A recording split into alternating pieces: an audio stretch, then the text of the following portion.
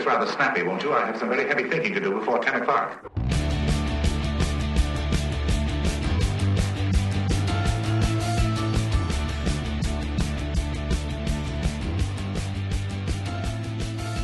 Hey, welcome to another episode of Get It Right Texoma with the trio here with you once again. Mike Hendren, Terry McAdams, Trey Serrala, glad to have you along with us once again. Thank you for catching us on YouTube. Obviously, if you're watching, you know we're there. We're also on Spotify and Apple Podcasts as well. We come here several times a week to inform and entertain you and hopefully impart some great information to you. And we have a lot of great guests as well. Brought to you in part by Eddie Hills Fun Cycles, 401 North Scott in downtown Wichita Falls, EddieHillsFunCycles.com.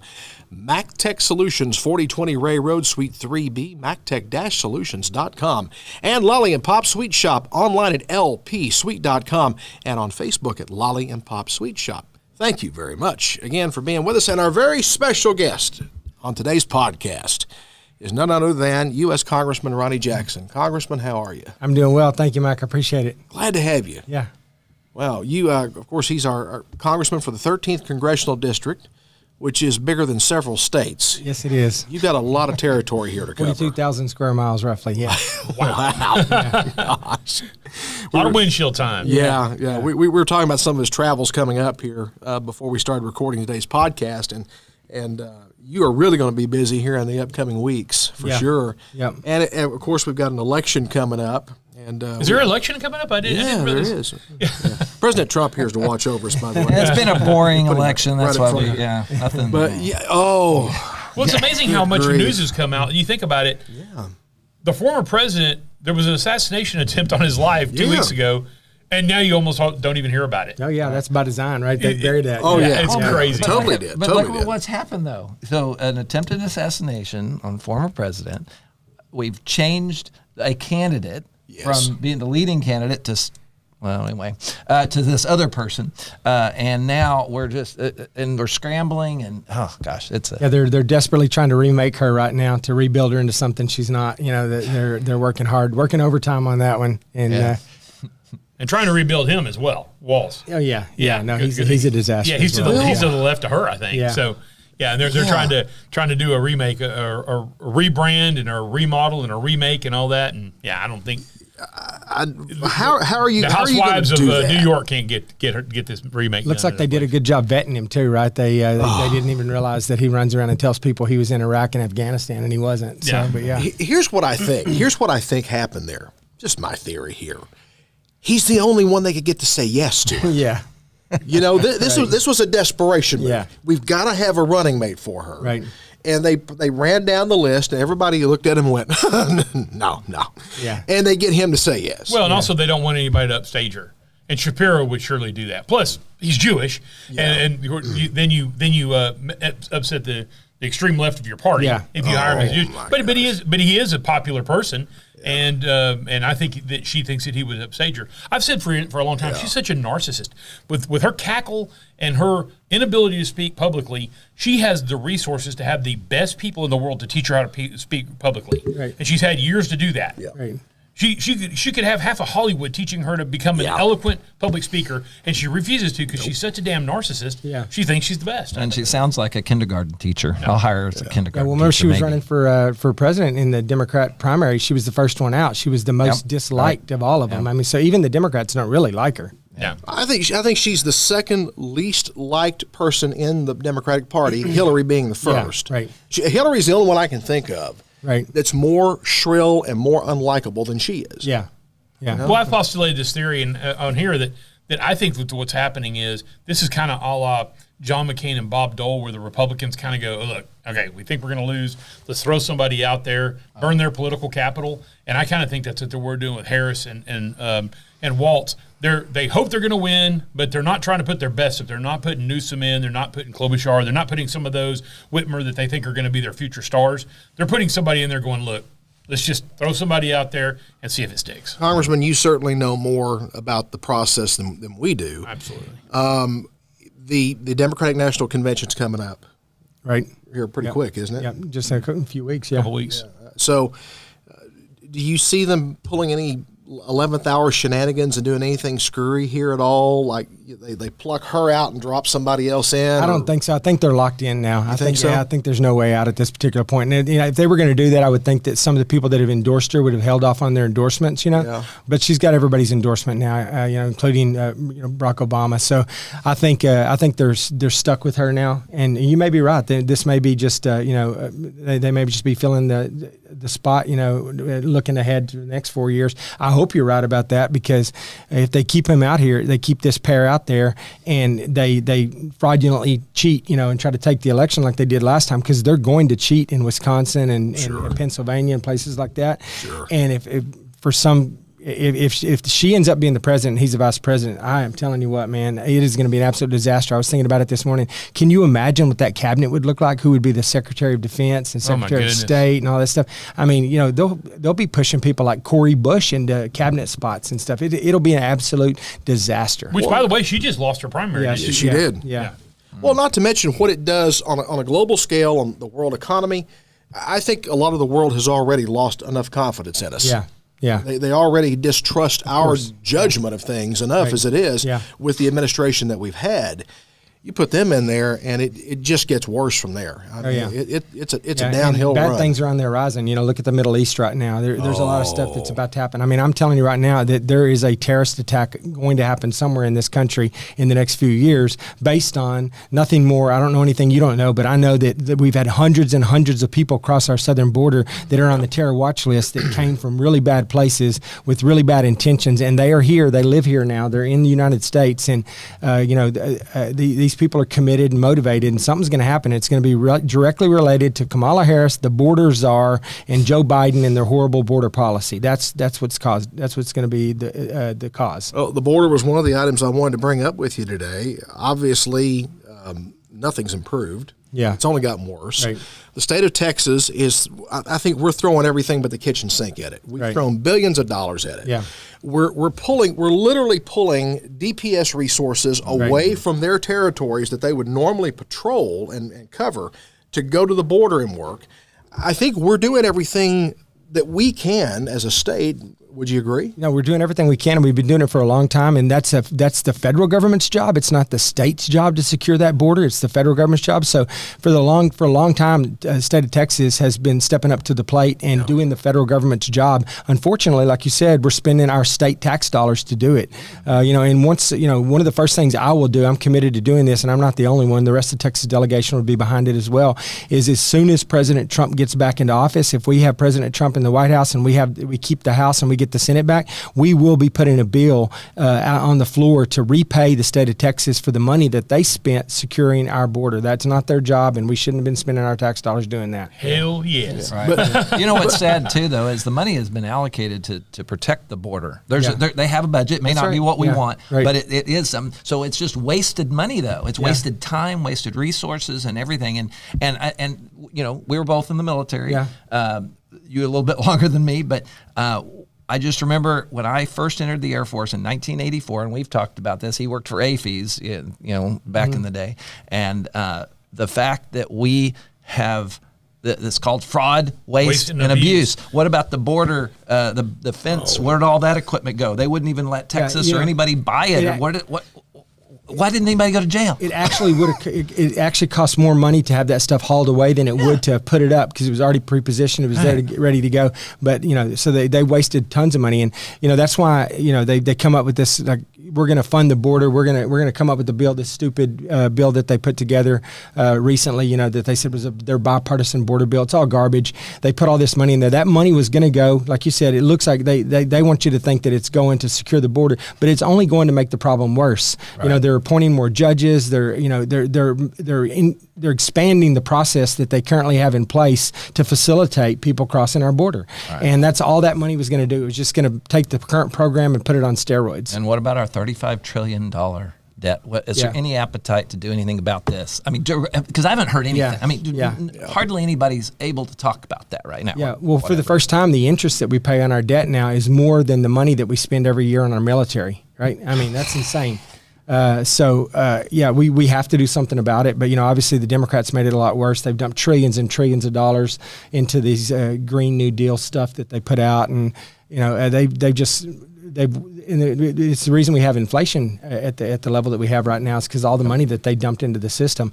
So they've driven the debt up and they've destroyed our economy in the process. Well, as far as the debt goes, this was nightly news. Yeah. I mean, you could not watch a newscast back in the 70s, the 80s, even in the 90s, and not hear about it. Yeah. It was a nightly and people news talked item. in millions instead of trillions. Well, millions was a big deal, and now people don't even talk in millions anymore. It's like that's nothing. A $1 billion is a drop in the bucket now. The only way we're going to get this under control, first and foremost, we got to get spending under control. Don't we? We got to do that. But otherwise, how do we ever really rein this in and whittle this down? There's no way that you address this unless you go after mandatory spending. It has to be. It's going to happen regardless. Either, and I'm talking about Social Security and Medicare, Medicaid, and all. This is in the mandatory. Most everything that the government spends is in the mandatory category. There's only a small amount of discretionary spending, and nobody wants to touch the mandatory stuff. I get it. People don't want to talk about potentially reforming Social Security and stuff. But if you don't reform it, it's going to go away in the next few years. It's going to collapse upon itself, and it's not even going to be there. So we have to figure out ways, to reform that. We can also cut a lot of the discretionary spending too. Get rid of some of these, a lot of the stuff that we do on the discretionary side. And I'm still a big fan of just getting rid of the Department of Education. I mean, give that money back to the states. and let the states deal with it. We don't need that. The bureaucracy that in D.C. is just massive, and the waste. I still maintain that you could go into D.C. right now and you could fire 50% of the people that work in every single one of the departments in the executive office of the president. And if you fired the right 50%, you would never know that anything happened other than things would become a little bit more efficient. Well, that's even evident because even when Trump first took office, he was very short on cabinet members and all their deputies and stuff for a while because Congress was slow putting people through, and things still got done. Yeah. So proof positive right there. Well, one of the things that has long frustrated me is we have all these 3- and 4-letter agencies that make these rules and these regulations that become de facto laws that we all have to follow, or else someone's going to come smack us on the back of the head with a big fine or worse. When in fact we elect you and everyone else in Congress to make laws and pass legislation that the president then signs into law. Yeah. But we have all these agencies that have been created that literally are sucking up trillions of dollars in themselves. Right.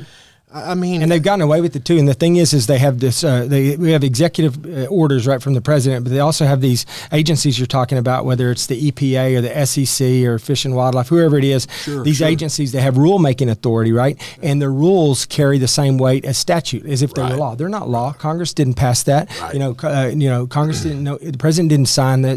They're not law, but they carry that same weight. And then what they've also done is they've got to the point now where they interpret certain laws that Congress passes. And there's been numerous instances where Congress, even Republicans and Democrats, have said that's not the intent of Congress what you're doing, right? But they have this wild interpretation of some law that sometimes doesn't even resemble the law itself, and they push forward with that and they get away with it, right? It's crazy. The executive branch has gone, you've got the Chevron ruling from the Supreme Court, which helps now. It basically is going to, is going to say that if there's if there's a difference between the agency's interpretation of it and Congress's intent, you go with the intent of Congress. They can't defer or default to their interpretation, which is what they do right now. And get away with it. So that'll help. But what we have to do is we have to start being more decisive and more definitive. When these laws are written, they have to be specific, and they have to. So there's not a lot of room for interpretation, right? And with regards to executive orders, part of the problem we got into last time in the Trump administration was a lot of the stuff that President Trump did, a lot of the great things he did that shut our border down and basically secured our, helped our economy and everything. They were based on executive orders, right? We can't do executive orders anymore. We have to get a Republican House, a Republican Senate, and a Republican White House, and then we have to pass these executive orders have to become law. They can't be executive orders because you see what happens if it's an executive order. The day that Biden came in, he undid every one of them, right? He just completely took them off the books, and that'll happen again. So if we're going to do this kind of stuff, we have to make it permanent. Well, obviously, President Trump's got a lot of momentum right now going into this election. Yeah. I mean, you look at the public reaction, you look at the rallies, you look at all the things that have been happening over the last several weeks, and especially since the attempt on his life. Right. There's been a tremendous amount of momentum behind him. I have a good feeling about November, personally. Yeah. I don't take anything for granted. Yeah.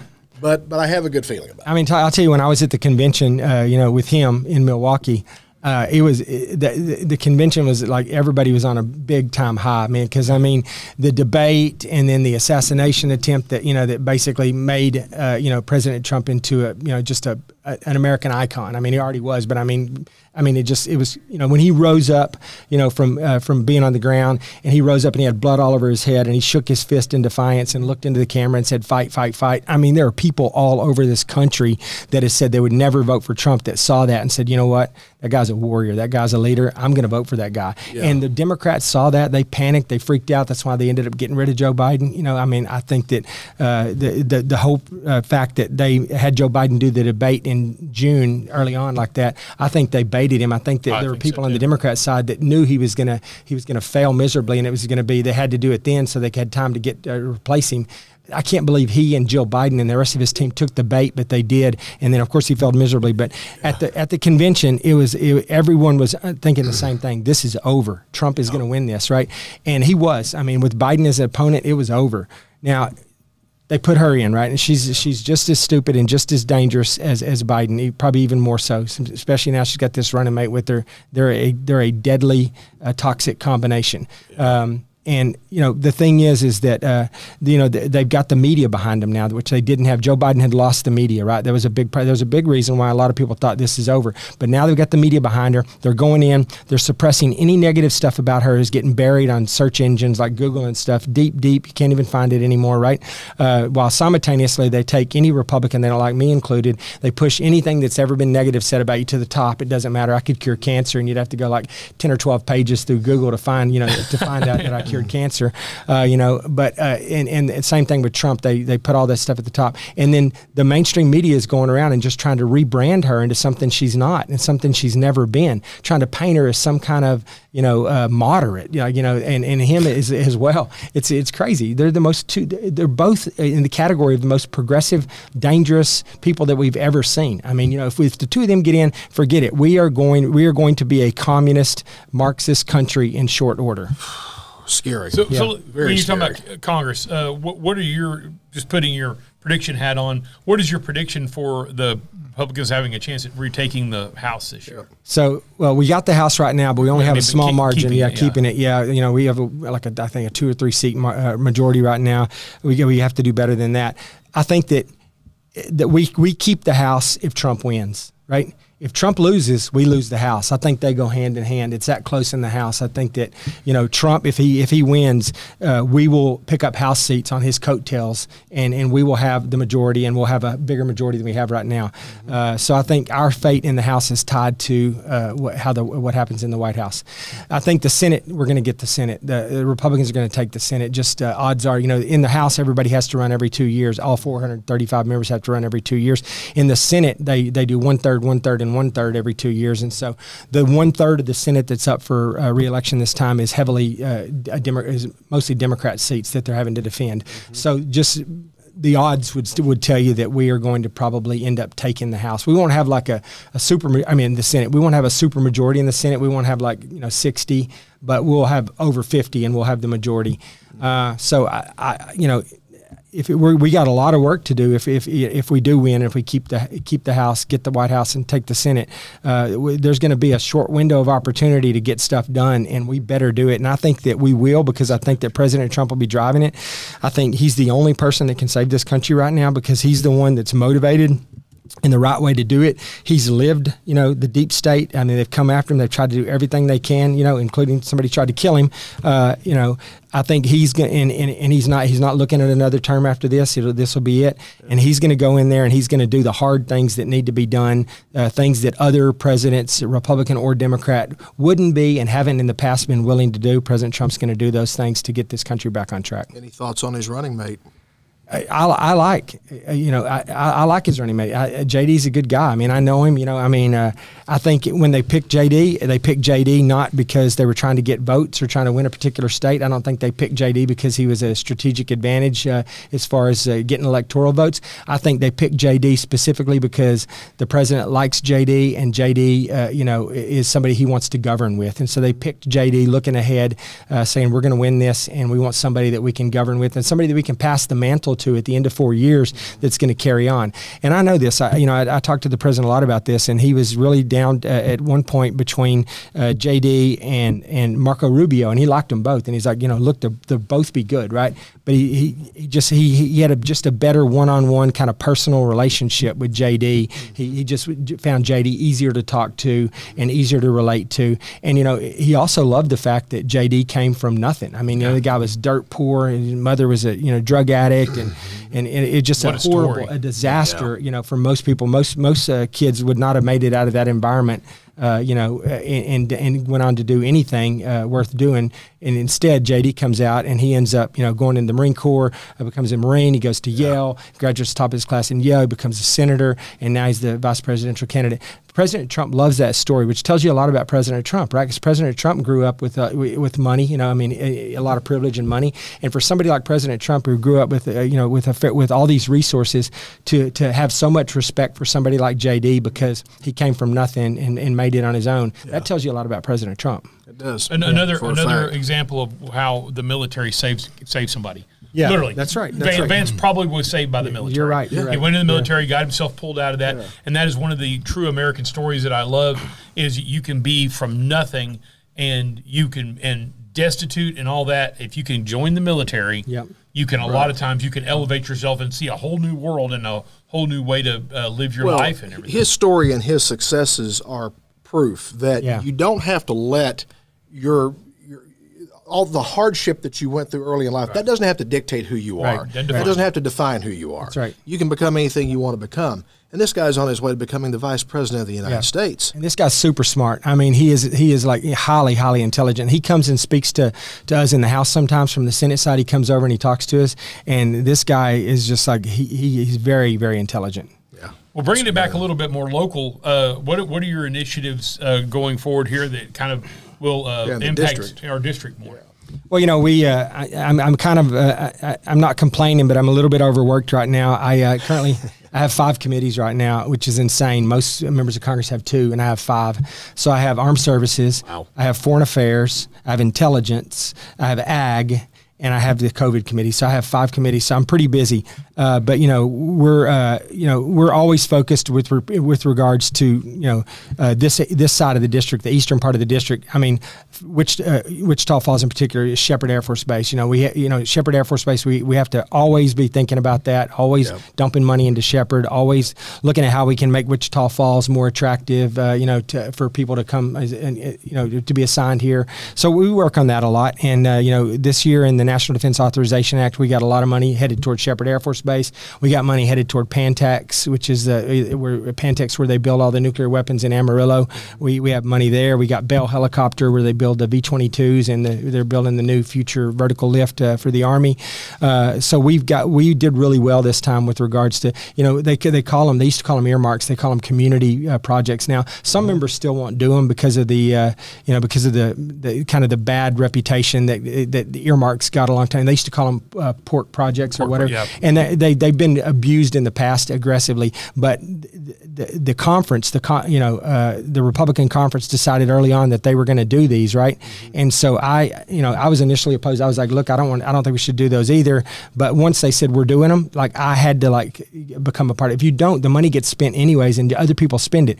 And if other Republicans and Democrats aren't spending the money that would have come to my district, right, then it goes over to OMB, to the Office of Management and Budget at the White House, and they get to decide where that money gets spent. The money gets spent either way. The money is already appropriated, and it's just how do you spend it. So I got in this fight. We have a real strict process. We don't come up with any of the projects. The local governments come up with all the projects, and they submit them to my office, and then we vet them. and then we pick the ones that are the most legitimate, and then we go after that money. And we did that this time. I think we had 13 that we put out, and we got 14. We got 13 out of 14, and it was millions and millions and millions of dollars that's coming to the 13th Congressional District for water projects, for highways, for Shepherd Air Force Base, Pantex, Bell Helicopter, all of that. So I think we're doing pretty well, and a lot of it's directed toward the ag community as well. And it's legitimate money. I mean, it's legitimate projects. It's not 100%. A bridge to nowhere. No. They're like, we got money, for like Amarillo for the Ports to Plains project, which is an extension of the interstate that will bring the interstate up through, Lubbock and I-27 and extend that all the way up. And it'll bring all kinds of commerce and business and everything in. So, that has to be, but there's money that needs to be involved, to get that ball rolling. We got a lot of that done as well. You mentioned that. I don't know if this is even a topic you can cover, but to me it seems like there would be some benefit to Wichita Falls and to the region. Yeah. If the I-44 corridor extended all the way through Wichita Falls. Yeah. If we could change, get that Yeah. done. But that has to be done at the federal level, right? Yeah. No, that's a good thing. And I mean, I think that Wichita Falls is in a good position for future growth. I was just talking this morning. I met with the mayor briefly this morning, and we're talking about some of that stuff. But, they say right now that the area just north of Dallas-Fort Worth, which is this district, the 13th Congressional District that's Denton County, a lot of it. When we have Denton County in our district now after the redistricting, we have all of the city of Denton and a large part of Denton County. That area is the fastest growing area in the entire United States right now, north of Dallas-Fort Worth. So I think that if you do everything you can to where that can propagate up even further and get up into the Wichita Falls area, I think there's a lot of opportunity for growth up here. Well, I think as the growth has exploded in the Metroplex, I mean, eventually you run out of places to build. Right. It just seems natural. It's going to move north. And people want to get out of it. I mean, the thing is, people want to get out of the big cities. And when Denton went from the small little kind of community that it was to a big city, now there's people who are going, I want to get out of Denton, like they wanted to get out of Dallas and Fort Worth. And they're pushing north. And that's the thing is, like, it's not really growing to the east, to the west, to the south of Dallas the way it is to the north. That's where the growth is at. So I think it's it's good for Wichita open land. Falls. There's a lot more open land up here, and it's more available, and it's more cost effective to do it. Yeah. We just talked with the Clay County judge the other day, and we talked about a development project there, some new homes being built in the southwestern part of Clay County. Right. There's evidence that people want to be up here. They want to come up here. I mean, they've already sold, I think he said 90 lots they'd already sold. No, 79 out of 97 or something out of 99. Some high percent. They did 99 lots, and they sold 79 out of 99 lots in one weekend. So, I mean, that's in Clay County. I mean, that to me points to the potential for the growth here. Yeah. And certainly we've got the space, we've got the resources. I think Wichita Falls offers the infrastructure already for the most part that would be needed. But I think we're very much poised for growth. We just got to find the right hook and get people in here and get. I mean, if you're not growing, you're dying, right? Yeah. I mean, In that same regard, you want to find new ways to grow, but you also, like I said, key to the economy here is protecting Shepherd Air Force Base. Sure, I mean, you got to have that here. It's huge for the economy here. Right? Well, mentioning Judge Mike Campbell coming in the other day, we talked about the Lake Ringgold. Do you have knowledge of that? I have a little bit. I've heard some. Yeah. I mean, there's some farmers and ranchers that are out there in Clay County that are not happy about it because of the eminent domain issue that's coming into play. Right. I just talked to the mayor about it a little bit this morning as well, and he explained to me, like, kind of what the big picture is. It's really not a federal issue; it's a state issue. So, I'm not going to get, I'm not going to be that involved in it. But there is a process where they have to have a permit from the Army Corps of Engineers, and they're not there yet, but that will come down the pike at some point. Could this be in the future as far as one of the funding absolutely that could be. You talked about earlier? 100%. That kind of funding? It's a really good project. If we can. Well, the argument for the lake project is growth. Yeah. That if we're going to grow and we're going to expand and add more people, ultimately we're going to need more water resources, and this is the last available reservoir project or reservoir site in our watershed area. So it's going to be vitally important to us for sure. Well, I think we need to wrap up here. We're getting some looks over there. Oh, okay. Okay. All right. I can take a hint. Did you have anything else that you wanted to add real quick before we go? Definitely. No, I mean, we're in the district. We're working hard. I mean, we're off in August, from being in D.C., but it's not a vacation. It's not supposed to be. It's supposed to be a district work time. Right. And so we're taking advantage of that. We're all over the place. I mean, we've been up and down 287, hitting everything we can. And so, we're here and we're going to continue to work hard to make sure that Texas 13 has everything it needs. Well, Absolutely. You got, like I said, we talked a little bit about your travel schedule. You got a lot of road, a lot of miles ahead of you coming up here. Yeah. So try to get a nap somewhere if you can. Yeah, I need one. Yeah. and thanks for what you do for our district. Yes, thank you very much. U.S. Congressman Ronny Jackson, 13th Congressional District. We thank you for being with us.